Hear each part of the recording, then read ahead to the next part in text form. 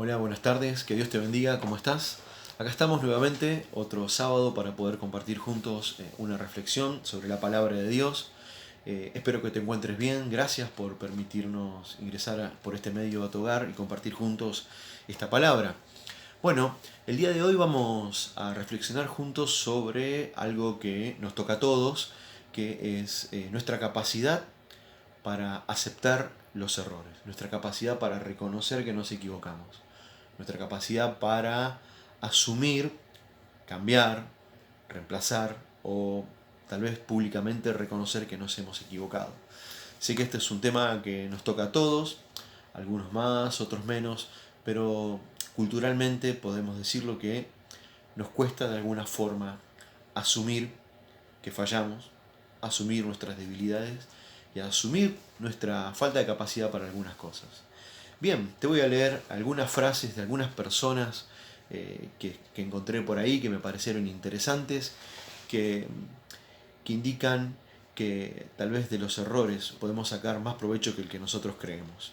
Hay una frase de un filósofo indio, que es Tagore, su apellido, y dice así: si cerrás la puerta a todos los errores, también la verdad se va a quedar afuera. Interesante esto, ¿no?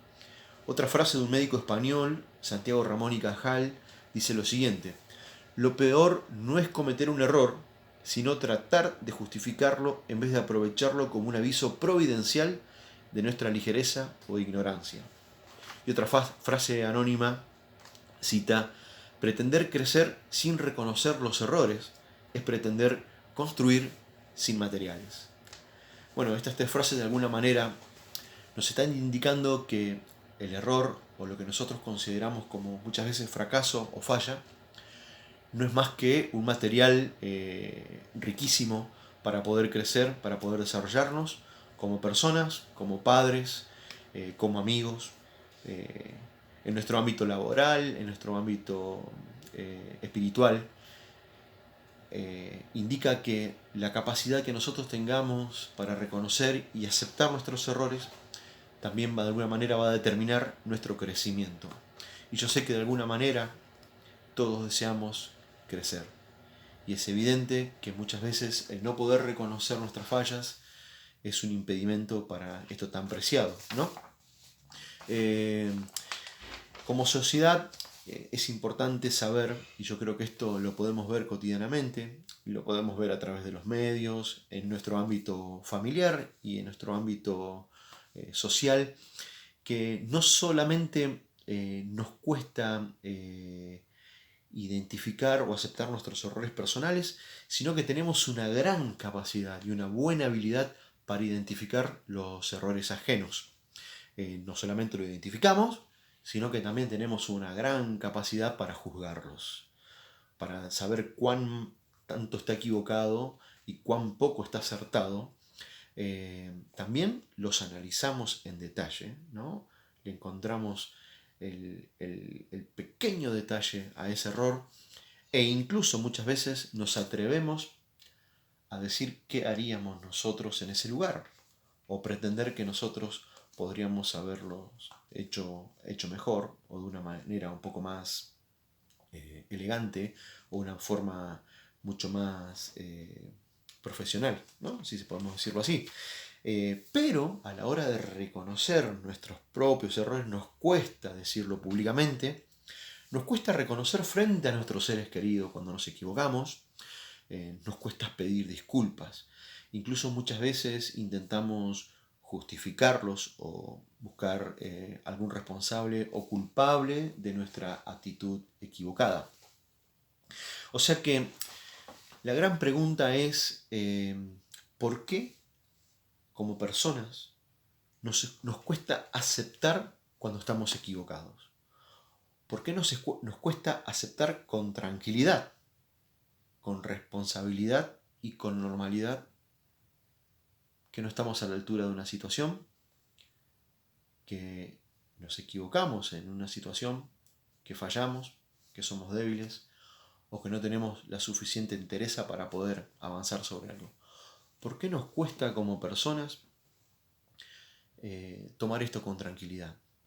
Tomarlo como leíamos anteriormente en estas frases con la suficiente normalidad como material para nuestro crecimiento personal. Bueno, de eso se trata la reflexión de hoy. Bíblicamente podemos encontrar muchos momentos o versículos o historias bíblicas que nos hablan sobre los errores y la actitud de algunas personas o de algunos personajes bíblicos frente al error.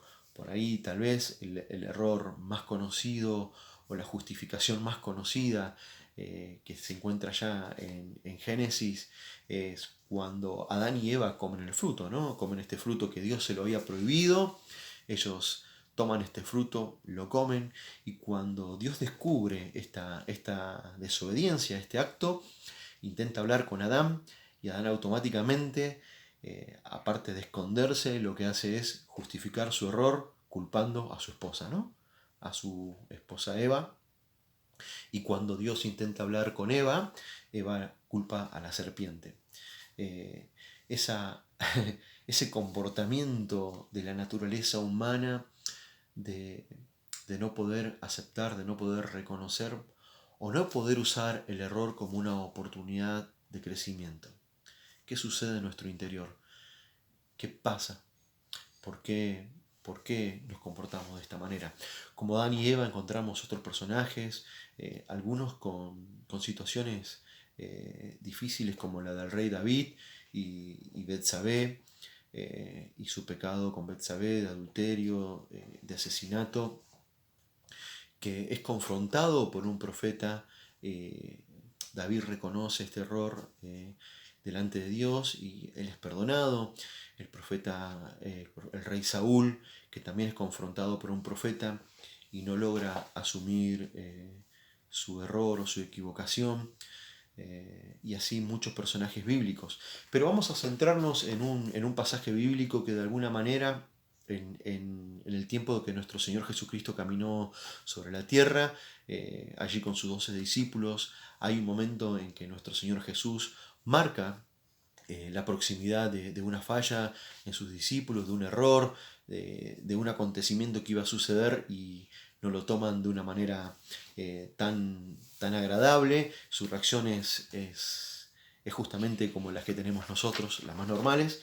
Y esto lo podemos encontrar en el Evangelio de Mateo, a partir del capítulo 26, a partir del versículo 30. Te invito a tomar tu Biblia y que podamos leerlo juntos. Te decía Mateo 26, capítulo 26, versículo 30.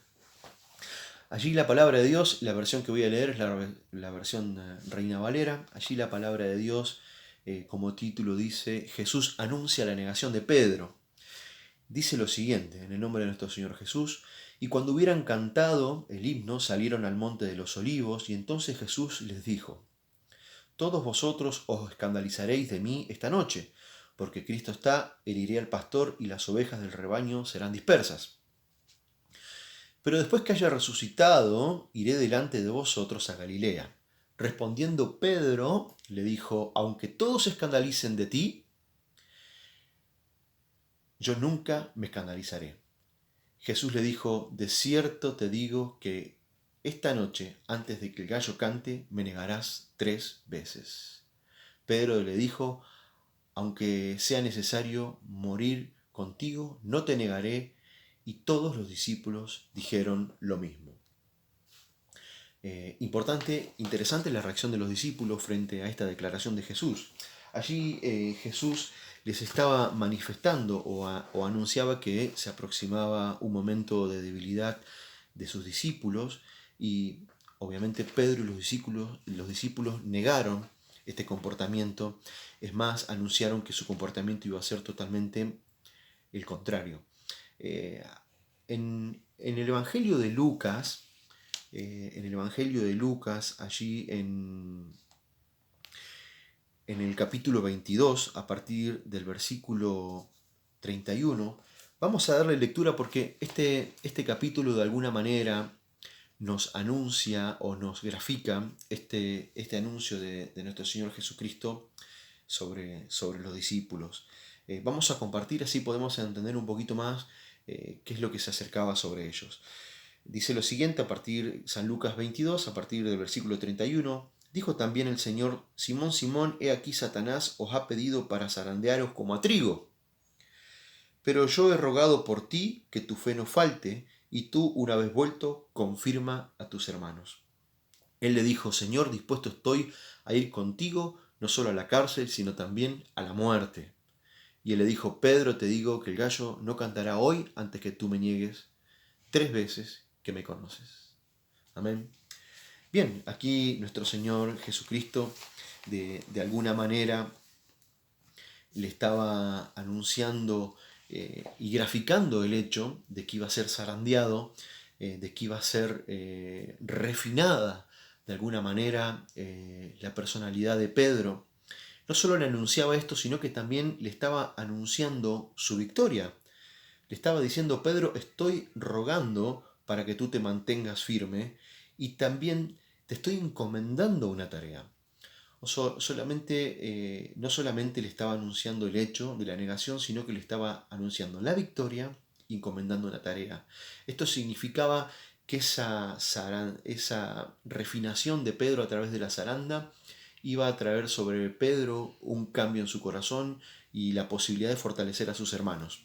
Bien, para entender un poquito, acá te traje, no conseguí una zaranda, obviamente está un poco complicado para conseguir una zaranda. Sí tengo algo parecido, que es este colador, ¿no? Es un colador que se usa para la cocina.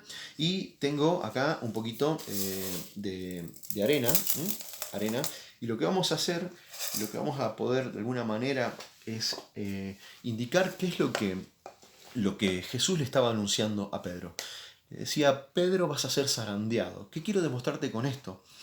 Que muchas veces en nuestra vida, en nuestra situación cotidiana, en nuestra familia posiblemente, o en tu casa te encuentres con alguna zaranda, en tu trabajo te encuentres con alguna zaranda, aquellas personas o situaciones que de alguna manera dan a conocer cuáles son nuestras debilidades y nuestras fallas. ¿Qué es una zaranda?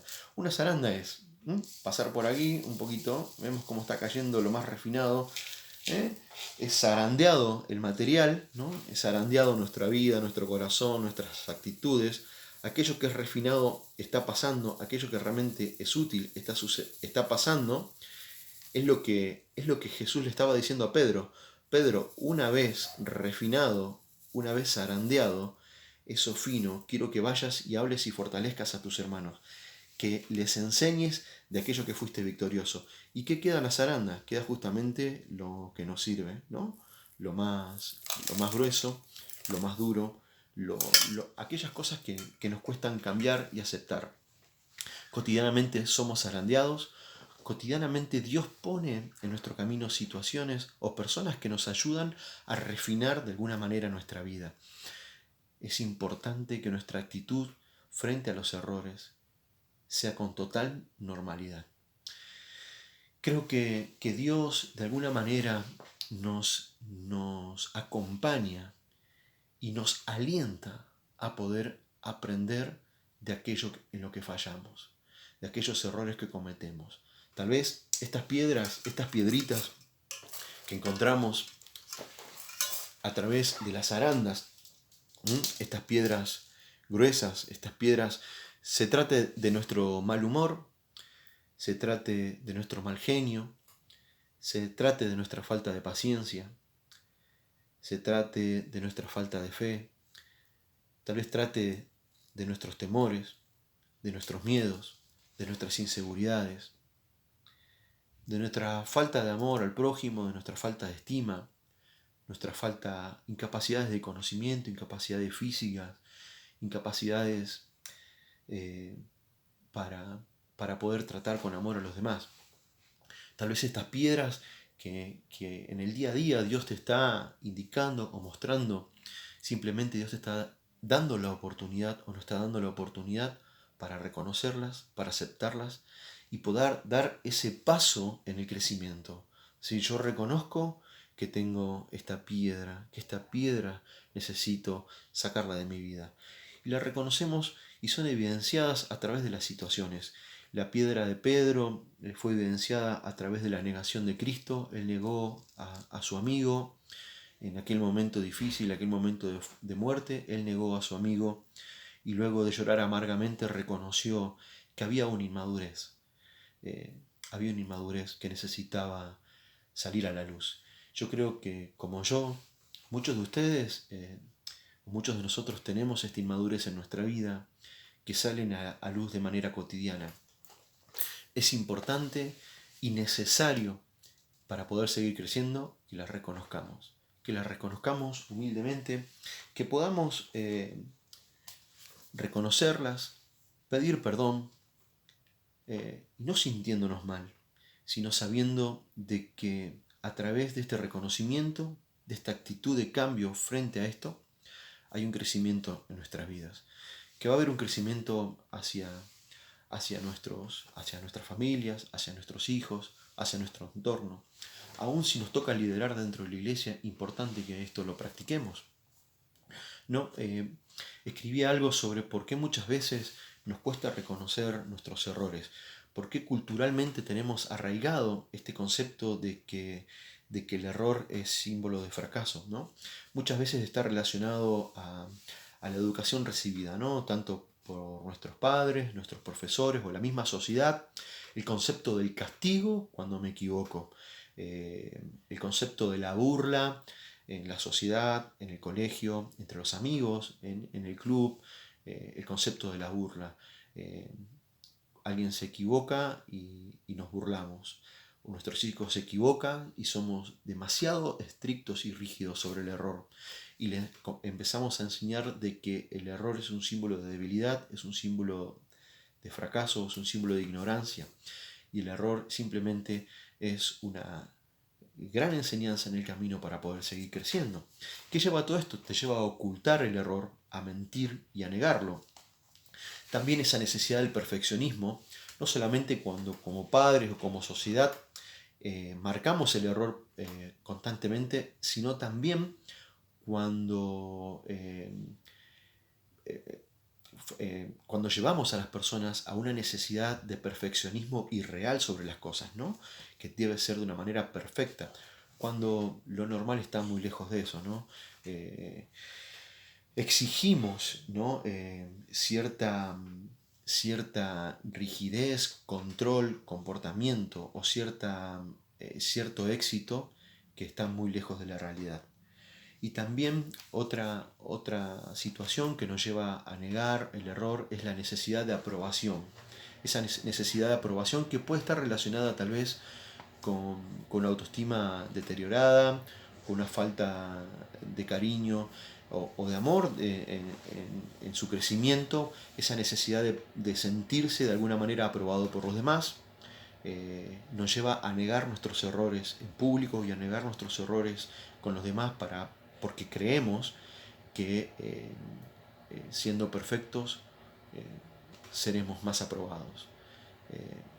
Es muy sano, y esto lo digo con libertad para todos aquellos que tienen que liderar desde una familia, un puesto de trabajo, o liderar dentro de una iglesia o dentro de un grupo de la iglesia, poder anunciar o declarar con libertad cuáles son sus errores. La palabra de Dios nos dice, confesados los pecados, nuestros errores, unos a otros. Esto es importante porque cuando yo revelo mi error de forma natural y confiando que Cristo usará esto para mi crecimiento, invito a los demás a hacer lo mismo. Invito a los demás a confesar sus fallas, sus errores y poder reconocerlos con libertad. En el Salmo 139, David escribía algo precioso. Vamos a leer algunos versículos del Salmo 139, con esto voy a ir terminando, sobre que Dios tiene un conocimiento absoluto de lo que somos. Dios conoce quiénes somos, lo más profundo de nuestro corazón. Y aún así nuestro Dios nos ama. Toda la aprobación que necesitamos viene de Él. Todo el amor que necesitamos viene de Él. Yo creo que esto es suficiente para poder, con libertad, poder comenzar un crecimiento a través de la aceptación de todo lo que somos, con nuestras fallas y con nuestras virtudes. Vamos a leer el Salmo 139. Oh Jehová, tú me has examinado y conocido. Tú has conocido mi sentarme y mi levantarme. Has entendido desde lejos mis pensamientos. Dios conoce hasta lo que estás pensando en este momento. Dios conoce aún esos pensamientos que no se lo has revelado a nadie. Importante esto.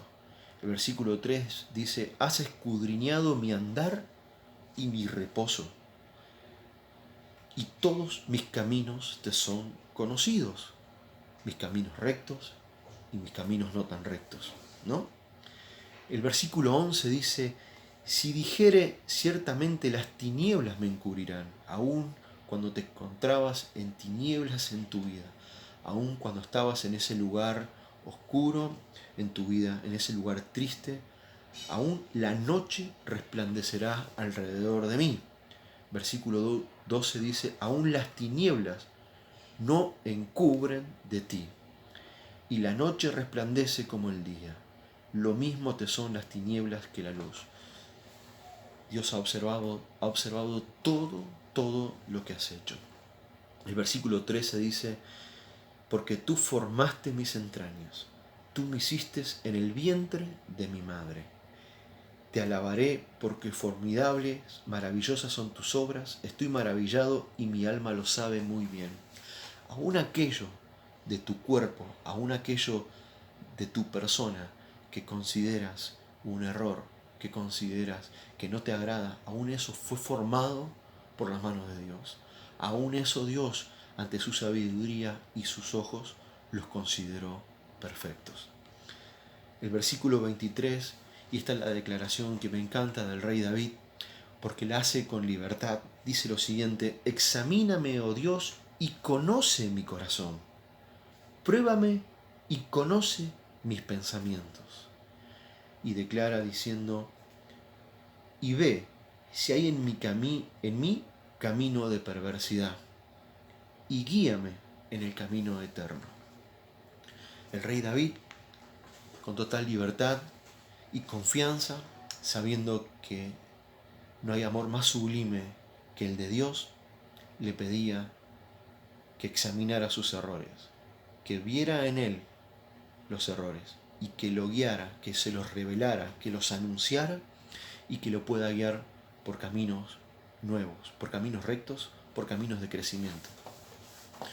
Bueno, queridos amigos, hermanos, esta es la reflexión de hoy.